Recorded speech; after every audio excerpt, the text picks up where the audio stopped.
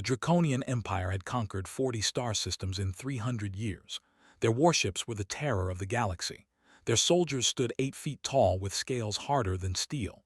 When they arrived at a new world, that world surrendered or burned. There was no third option. High Commander stood on the bridge of his flagship Dominance and watched the small blue planet grow larger on the viewing screen. His fleet of 200 warships had traveled 6 months through hyperspace to reach this forgotten corner of the galaxy. The planet was called Earth by its inhabitants. Galactic surveys classified it as a primitive backwater. No faster-than-light travel, no energy shields, no plasma weapons, just billions of soft creatures who had barely reached their own moon. Second officer, a younger Draconian named L, checked the sensor readings for the 3rd time. He turned to his commander with confusion in his yellow eyes. The humans had detected them. Primitive radio signals were bouncing across their planet. They knew the fleet was coming, but they were not fleeing. They were not hiding. They seemed to be preparing to fight. L reported this to, who laughed. The sound was cold and sharp like breaking glass. He had conquered species 1,000 years more advanced than these creatures. What could they possibly do against Draconian warships? Their weapons used chemical explosions and metal projectiles. They might as well throw rocks. On Earth, the world was changing forever. Cole was a senior scientist at NASA. She had spent her career searching for signs of alien life. Now she stood in a command center surrounded by military officers and government officials, watching 200 alien warships approach her planet. She had dreamed of first contact her entire life. This was not how she had imagined it. Secretary General Grant led the newly formed United Earth Defense Council. He was 63 years old with gray hair and tired eyes. He had survived 3 wars and 2 assassination attempts. He thought he had seen everything, but nothing had prepared him for this moment. Every nation on Earth had put aside their differences in the last 6 hours. Old enemies were now allies.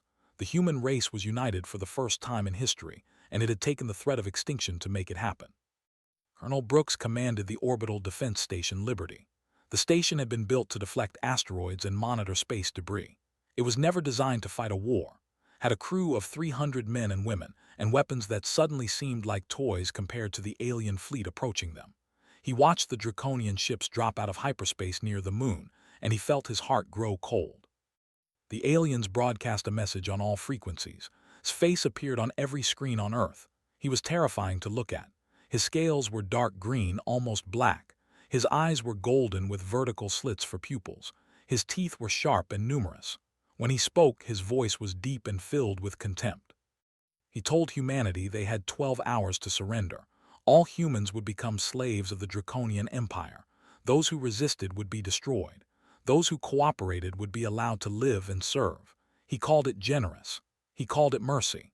He said that primitive species like humans should be grateful for the opportunity to serve their betters. Then he showed them what happened to worlds that refused. The images were horrifying: burning cities, mountains of bodies, entire civilizations reduced to ash and memory. Smiled as he showed them these things. He enjoyed their fear. He fed on it. When the transmission ended, the world was silent. People held their families and prayed. Some cried, some screamed, some gave up all hope, but others felt something different rising in their chests. It was not fear, it was anger. Grant called an emergency meeting of the Defense Council. Military leaders from every nation attended. They looked at the data Cole had gathered. The alien shields could stop laser beams and plasma fire. Their armor could withstand tremendous heat. Their weapons could glass entire continents from orbit. By every measure, humanity had no chance. But notice something strange in the sensor readings. The alien shields pulsed at specific frequencies. They were designed to absorb and redirect energy. She asked a simple question that would change everything. What about kinetic impact? What about objects moving very fast? Brooks heard the question through his communication link. He looked at the mounted on his station. They were designed to deflect asteroids by hitting them with tungsten rods at incredible speeds. No energy fields, no plasma, just metal and velocity. Simple physics. The kind of physics that had been killing things on Earth for millions of years. He ran the calculations. A tungsten rod traveling at a fraction of light speed would carry more destructive force than any bomb ever made. And it would hit like a physical object, not an energy beam. The alien shields might not stop it. Grant listened to this theory and made a decision. He would not surrender. He would not kneel. If humanity was going to die, they would die fighting. He broadcast a single word in response to his ultimatum. The word was no. On the bridge of the Dominance received the response. He was amused. The primitives had chosen death. Very well, he would grant their wish. He ordered his fleet to advance and destroy the orbital station first. It was the only thing between his ships and the planet below. Brooks watched 200 warships turn toward him. He had 300 people under his command. He had a station built for science, not war. He had weapons that might work or might not, and he had 12 hours before the deadline expired. He gathered his crew and told them the truth. They would probably die. The station would probably fall. But every minute they survived was another minute for Earth to prepare. Every ship they damaged was one less ship to bomb their homes. He asked if anyone wanted to leave. No one moved. Smiled for the first time in hours. He looked at his crew, these ordinary men and women who had chosen to stand against impossible odds. They were teachers and engineers and pilots and parents. They were human, and humans did not surrender. He gave the order to charge the Draconian fleet had no idea what was coming. They had conquered dozens of species across the galaxy. They had never lost a battle. They thought they knew everything about war. They were about to learn that Earth was different. Earth was a death world, and its children did not go quietly into the night. The Draconian fleet moved toward Earth like a swarm of metal predators. 50 warships broke formation and accelerated toward the Liberty Station, wanted to make an example of the humans who dared to resist. He expected the station to fall in minutes. He expected fear and begging and surrender.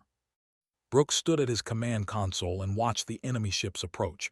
His hands were steady. His voice was calm. He had accepted that he would probably die today. That acceptance had freed him from fear. Now there was only the mission. Buy time, make them bleed. He ordered his weapons officer to fire when ready.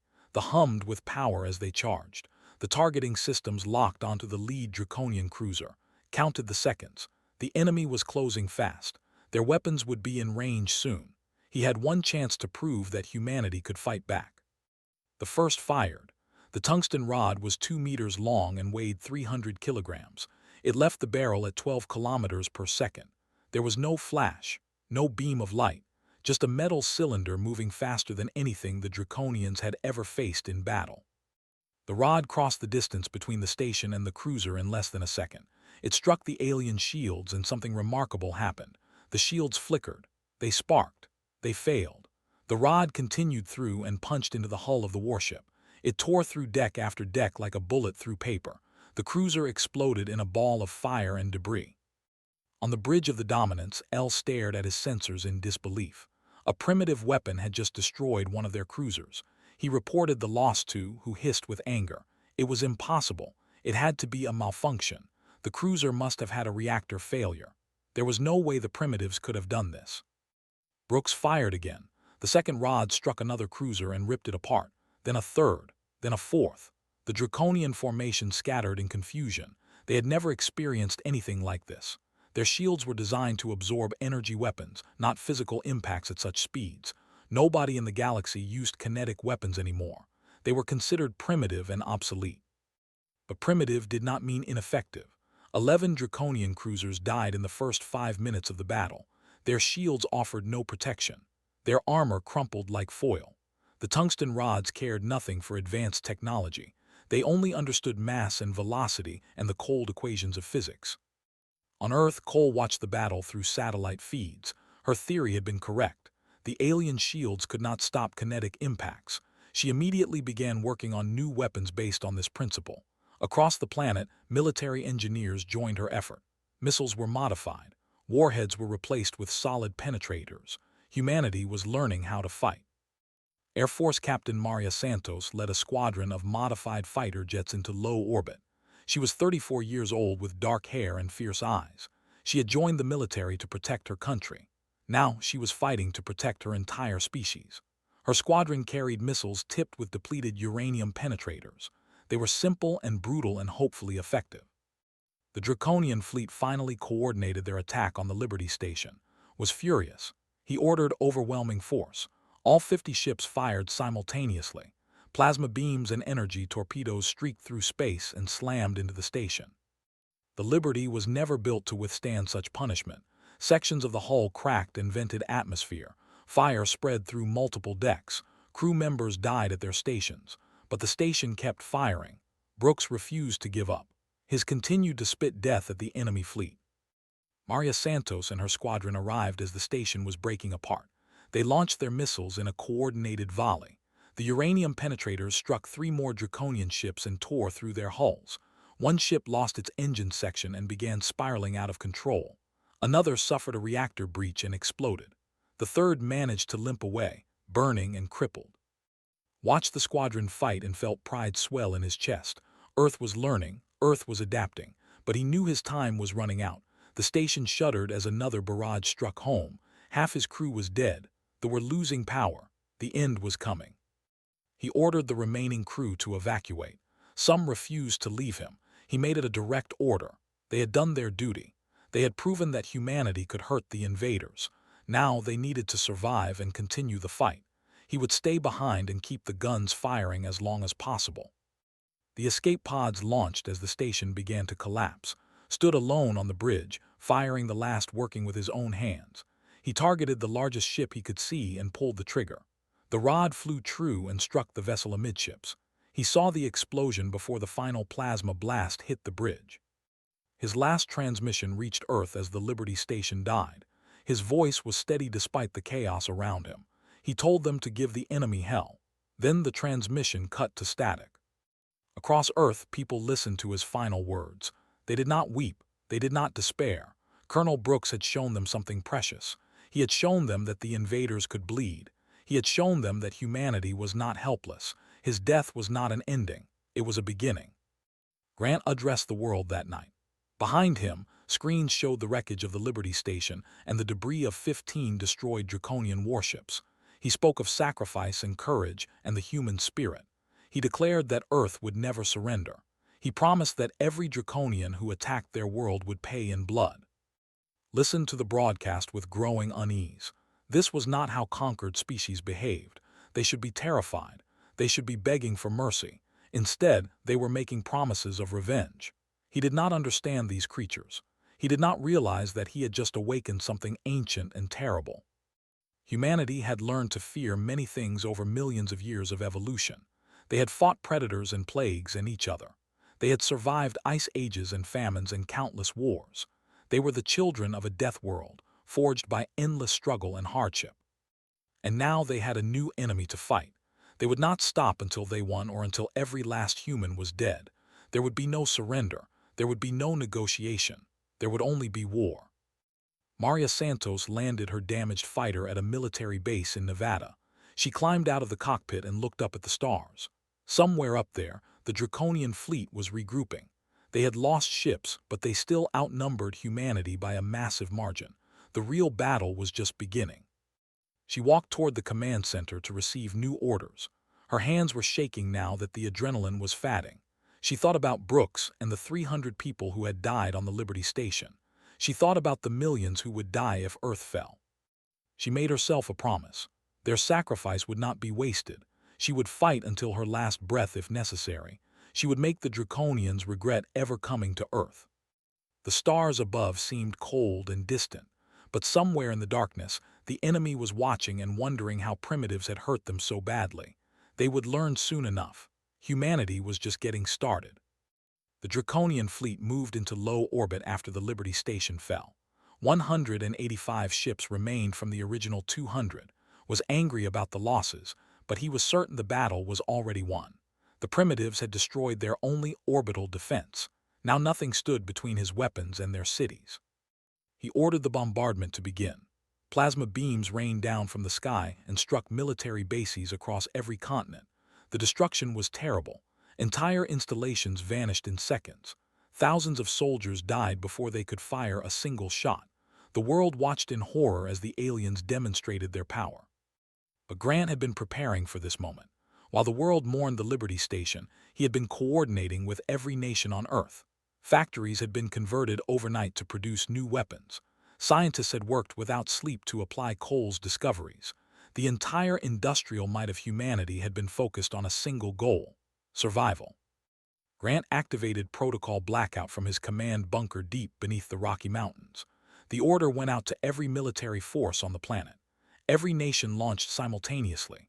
Not nuclear weapons, because those would devastate Earth as well as the enemy. Instead, thousands upon thousands of conventional missiles rose from hidden silos in submarines and mobile launchers. Watched the missile launches on his sensors and laughed. Primitive chemical rockets against Draconian warships. It was pathetic. It was desperate. It would fail completely. He ordered his point defense systems to track and destroy the incoming projectiles. But something was wrong. The human missiles were not flying in straight lines. They were weaving and changing course in unpredictable patterns. The Draconian targeting systems were designed to track fast-moving energy bolts, not thousands of slow and erratic physical objects. The computers struggled to keep up. The missiles reached the fleet and released their payloads. Cole had worked through the night to design them. Each warhead contained thousands of ceramic-coated tungsten flechettes. The tiny metal darts spread out in expanding clouds and struck the Draconian ships at tremendous speeds. The effect was devastating. Shields flickered and failed under the barrage of kinetic impacts. Hulls were shredded by thousands of tiny penetrators. Engines exploded. Reactors breached. 23 more Draconian ships died in the first wave of the human counterattack. El reported the losses with fear in his voice. The High Commander stared at the sensor data in disbelief. His fleet was being destroyed by metal fragments, by pieces of rock wrapped in ceramic, by weapons so simple that no advanced species had used them in thousands of years. He ordered an immediate retreat to higher orbit. The bombardment stopped as the fleet pulled back beyond the range of the human missiles. The planet below was burning in dozens of places. Millions of people had died, but the attack had been stopped. Grant received the news with grim satisfaction. Humanity had hurt the invaders again. They had proven that the aliens were not invincible, but he knew the victory was temporary. The Draconians still had overwhelming numbers. They would adapt to the kinetic weapons eventually. Earth needed a new strategy. Maria Santos had a plan. She presented it to the Defense Council in a secure video conference. Her face was bruised and her arm was bandaged from her earlier combat. She spoke calmly despite the exhaustion in her eyes. The Draconians had one critical weakness. They had evolved on a low-gravity world with a mild climate. Their bodies were large and powerful, but they were adapted for easy conditions. Earth was different. Earth was a death world with crushing gravity and extreme temperatures and violent weather. Humans had evolved to survive conditions that would kill most galactic species. Maria proposed a boarding action. If humans could get onto Draconian ships, they could fight the aliens directly. In close combat, human toughness and aggression would be advantages. The aliens would not expect it. They would not be prepared for it. Nobody boarded Draconian warships and lived. Nobody had ever been crazy enough to try. Grant listened to the plan and asked how many volunteers would be needed. Maria said 200. Grant asked how many would survive. Maria was honest. She said probably none. But if they could disable even one ship, it would prove that humans could take the fight to the enemy. It would prove that no Draconian was safe anywhere. The call for volunteers went out that night. By morning, over 50,000 people had applied. Soldiers and civilians and scientists and engineers, men and women from every nation and background. They knew they would probably die. They did not care. They wanted to hurt the creatures who had attacked their home. Maria selected 200 of the best. She called them the. They trained for 3 days in modified space shuttles and powered exoskeletons. They learned the layout of Draconian ships from captured data. They studied alien biology to find weaknesses. They prepared for a mission that all logic and reason. Cole worked on their weapons. Conventional firearms would work in the vacuum of space, but they needed more stopping power against armored aliens. She designed new ammunition that could penetrate Draconian scales. She modified the exoskeletons to enhance human strength and speed. She gave the every advantage she could create. The night before the mission, Maria gathered her team for a final briefing. She looked at their faces and saw fear and determination and something else. Pride. They were about to do something that had never been done. They were about to board an alien warship and fight its crew in hand-to-hand combat. They were either going to make history or die trying. She told them the target was the flagship Dominance, its personal command vessel. If they could disable its shields, Earth's ground-based could destroy it. Killing the High Commander would throw the entire fleet into chaos. It might be the only chance humanity had. They loaded into their shuttles before dawn. The launches were hidden among debris and decoys to confuse Draconian sensors. Maria led the formation from the first shuttle. Behind her came warriors from every corner of Earth, united by a common purpose. They climbed through the atmosphere and into the darkness of space. Ahead of them, the Draconian fleet waited in high orbit, 162 warships bristling with weapons, sensors that could detect a sparrow from 1,000 kilometers, soldiers who had never known defeat. Maria checked her weapon and smiled. The Draconians thought they were the predators. They were about to discover that humans were something far more dangerous. Humans were survivors, and survivors knew how to bite back. The shuttles drifted through space like ghosts. Maria Santos had ordered all active systems shut down. They were moving on inertia alone, hiding among the debris of destroyed Draconian ships.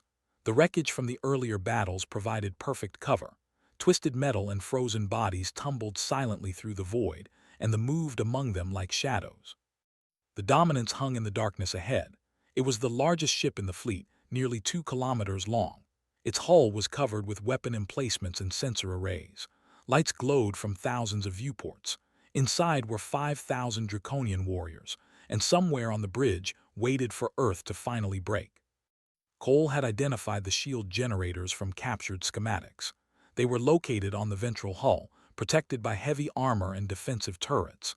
They would need to breach the hull, fight through the ship, and plant explosives on the generators. Then they would need to escape before the explosion killed them along with everyone else. Maria knew the odds. She did not share them with her team. Some things were better left unsaid. The shuttles reached the Dominance without being detected. The debris cloud had masked their approach perfectly. Maria gave the signal, and they activated their exoskeletons and magnetic boots. They climbed out of the shuttles and attached themselves to the alien hull. 200 humans clung to the belly of a beast that could destroy cities. Cutting through the armor took precious minutes. The Draconians used a metal alloy that was incredibly tough, but human engineering had found a way. Plasma torches burned through the hull plates while they waited in tense silence. Finally, the first breach opened, and Maria led her team inside. The interior of the ship was humid and warm. Draconians preferred conditions that mimicked there. The air smelled strange, like metal and reptile scales. Emergency lights flickered in red and orange. Alarms began to wail as the ship detected the breach. The first Draconian soldiers appeared within seconds.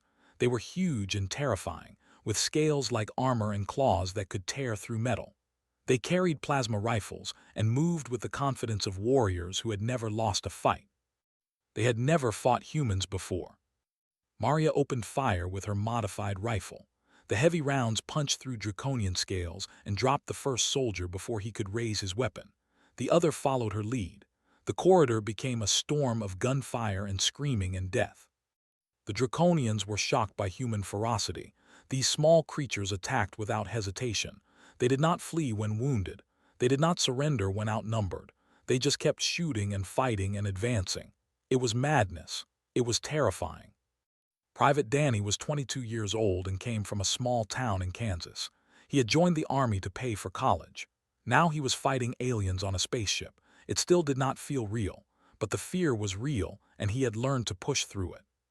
His squad needed to hold a corridor while the demolition team moved forward. The Draconians kept coming in waves. Danny found cover behind a support beam and fired until his weapon overheated. Then he grabbed a Draconian rifle from a dead soldier and kept shooting. When that ran out of power, he used his combat knife.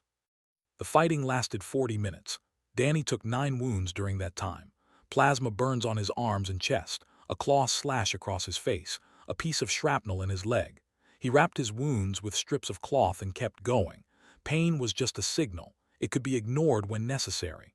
Humans had been ignoring pain for millions of years. Maria reached the shield generators with what remained of her team. They had lost over 100 people in the corridors of the Dominance. The dead included doctors and teachers and parents, people who had volunteered to die for their species. Their sacrifice had cleared a path to the objective. The generators were massive machines that hummed with power. Cole had explained how to destroy them. It was not complicated. Plant the explosives at the base, set the timers, run. The demolition team worked fast while Maria and the surviving held the perimeter. The Draconians were sending reinforcements from every section of the ship. The fighting was constant and brutal. Humans fell and did not get up, but they kept the enemy back long enough. The explosives were armed. The timer showed 3 minutes. Maria ordered everyone to evacuate toward the escape pods. They had located them on the way in. It was the only chance for survival. They ran through corridors filled with smoke and fire. Draconian soldiers tried to stop them. They cut through without slowing down. Danny carried a wounded comrade on his shoulders. Another soldier had lost an arm but kept firing with his remaining hand. They were bloody and broken and absolutely unstoppable. The escape pods were ahead. Maria counted the survivors. 37 people remained from the original 200. She felt grief rising in her chest, but there was no time for it now. She pushed her people into the pods and sealed the hatches. The pods launched just as the explosives detonated. The shield generators exploded in a massive fireball that tore through the ventral section of the Dominance. Secondary explosions ripped through the ship as power systems overloaded. The great vessel began to break apart. Was on the bridge when the ship started dying. He felt the deck shake beneath his feet. He saw the damage reports flooding his screens. He realized with sudden clarity that he had underestimated these primitives in a fatal way. The Dominance went dark as its main power failed. Emergency systems struggled to compensate, ordered a distress call to the rest of the fleet. He commanded them to rescue the flagship, to save the High Commander, to destroy every human escape pod. But it was too late. Earth had been watching and waiting. The moment the shields fell, the ground-based fired. Maria watched from her escape pod as tungsten rods streaked up from the planet below. They struck the Dominance with impossible force. The first rod tore through the engine section. The second hit the weapons array. The third struck the bridge. The flagship of the Draconian Fourth Fleet exploded in a sphere of fire and debris. It had been the terror of a dozen conquered worlds. It had carried the mightiest commander in the Draconian Navy, and it had been killed by creatures who had barely reached their own moon. The escape pods tumbled through space as rescue shuttles launched from Earth. Maria closed her eyes and let herself breathe. They had done it. They had killed the beast. 37 survived. 163 had died, but their sacrifice had changed everything. The Draconian fleet was now leaderless and terrified, and humanity had proven something important. They could win. The Draconian fleet was in chaos. The Dominance was gone. High Commander was missing and presumed dead. Subcommanders screamed at each other across communication channels, each trying to claim authority. Ships that had fought together for years now drifted without coordination. 91 warships remained from the original 200, less than half, destroyed by a species that had never left its own solar system. It was impossible, it was humiliating, and it was about to get worse. The senior surviving commander was a Draconian named L. He had served under for 20 years. He had helped conquer a dozen worlds.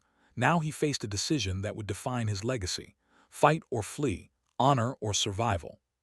He chose to run. He ordered the fleet to charge their hyperspace drives and retreat to Draconian territory. They would return with reinforcements. They would come back with 1,000 ships instead of 200. They would burn this miserable planet to ash and scatter its remains across the void. The hyperspace drives began their charging sequence, 30 minutes until they could escape. L watched the countdown on his screen and allowed himself to relax. The humans had no way to stop them from leaving. Their primitive weapons could not reach high orbit. The battle was over. On Earth, Cole was watching the enemy fleet through every telescope and satellite that still functioned. She saw the energy signatures of charging hyperspace drives. She understood immediately what it meant. The Draconians were preparing to flee. She could not allow that. If even one ship escaped, the aliens would return with a larger force. Earth had won this battle through surprise and desperation. They would not survive a second invasion. The Draconians had to be stopped here and now. Had been studying captured Draconian technology for days. She understood how their hyperspace drives worked. They folded space using a specific frequency of exotic energy. It was elegant and advanced and completely dependent on precise calibration. She contacted Grant with an idea. It was theoretical and untested and might not work at all, but it was the only chance they had. Grant listened for 30 seconds and then gave her authorization to try. Every radio telescope on Earth was connected through emergency networks, coordinated with facilities on every continent. They aimed their dishes at the Draconian fleet and began broadcasting a jamming signal tuned to the exact frequency of the hyperspace drives. On the Draconian ships, alarms began to sound. The drives were malfunctioning. The space-folding calculations were corrupted by interference. Engineers scrambled to identify the problem. It took them precious minutes to realize the truth. The primitives were jamming their escape. Al stared at his sensor display in horror. The humans were using radio waves, simple electromagnetic radiation that any advanced species would consider worthless, but they had tuned it perfectly to disrupt Draconian technology. It was brilliant. It was terrifying. It meant they could not run. Grant broadcast a message to the trapped fleet. His voice was calm and hard. He told them they had come to Earth expecting slaves. He told them they had found something else. He told them humanity did not kneel. Then the final battle began. Earth threw everything it had at the trapped Draconian fleet. Submarines launched missiles from every ocean. Hidden silos emptied their payloads. Maria Santos had recovered enough from her injuries to lead a second wave of pilots in aircraft that had been modified for space combat in 3 desperate days. The Draconians fought back with ferocity born of despair. Their weapons still worked. Their shields were still strong against energy attacks. They destroyed dozens of human missiles and shot down several aircraft. But the kinetic weapons kept coming, wave after wave of metal and ceramic and human determination. Ships began to fall. First 1, then 3, then 10. The Draconian formation collapsed as vessels tried to protect themselves and their neighbors. L ordered a concentrated defense around the largest surviving ships, but there were too many threats coming from too many directions. Maria Santos led her squadron into the heart of the battle. Her aircraft was not designed for this. Her missiles were improvised. Her pilot training had never covered fighting aliens in orbit. None of that mattered. She had a job to do. She targeted a Draconian cruiser that was firing on rescue shuttles from Earth. The shuttles were picking up survivors from destroyed human vessels. The cruiser was killing them one by one. Maria felt cold fury rise in her chest. She launched her last missile and watched it streak toward the enemy ship.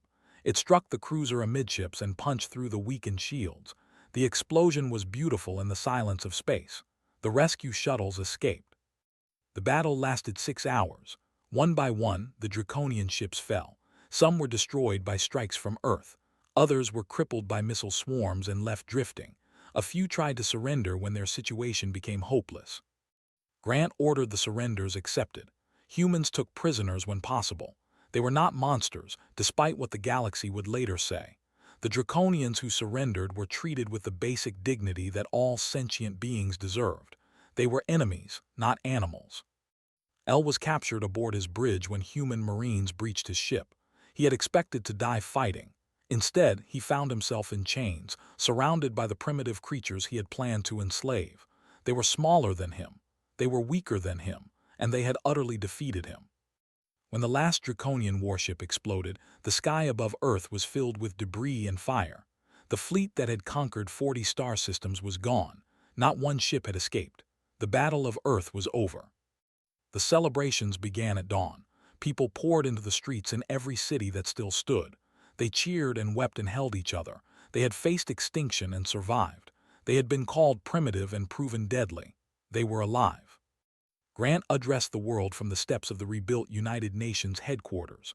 Behind him stood the heroes of the battle, Maria Santos and her surviving, Cole and her team of scientists, representatives from every nation that had fought together. Grant spoke of sacrifice and unity and hope. He spoke of the dead who would never be forgotten. He spoke of the future that humanity had purchased with blood and courage. And he made a promise. Earth would never be caught unprepared again.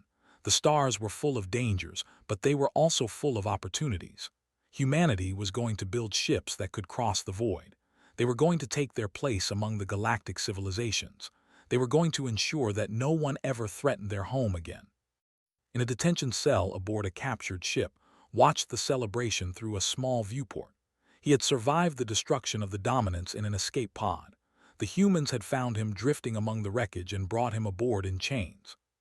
A human guard stood outside his cell, Maria Santos herself. She had wanted to see the creature who had ordered the deaths of millions. Asked her a question. He wanted to know what humans were, how they had defeated a force that should have crushed them easily, what made them so dangerous. Maria looked at him with eyes that had seen too much death. She thought about Brooks and the Liberty Station. She thought about the who had died on the Dominance. She thought about the millions who had perished in the bombardment. She thought about everyone who had sacrificed everything so that humanity could survive. She told him the truth. They were human and they were just getting started. The galactic community received news of the battle within days. Draconian survivors sent messages before their ships fell. Observation drones recorded the fighting from safe distances. The galaxy learned that a primitive species on a forgotten world had destroyed an entire invasion fleet. They learned that Earth was not to be trifled with. They learned that humans were not prey. They learned that somewhere in the outer rim, a death world had produced children who would not be conquered. And in the darkness between stars, civilizations that had never heard of Earth began to whisper a new word. They spoke it with fear and wonder and respect. The word was humanity.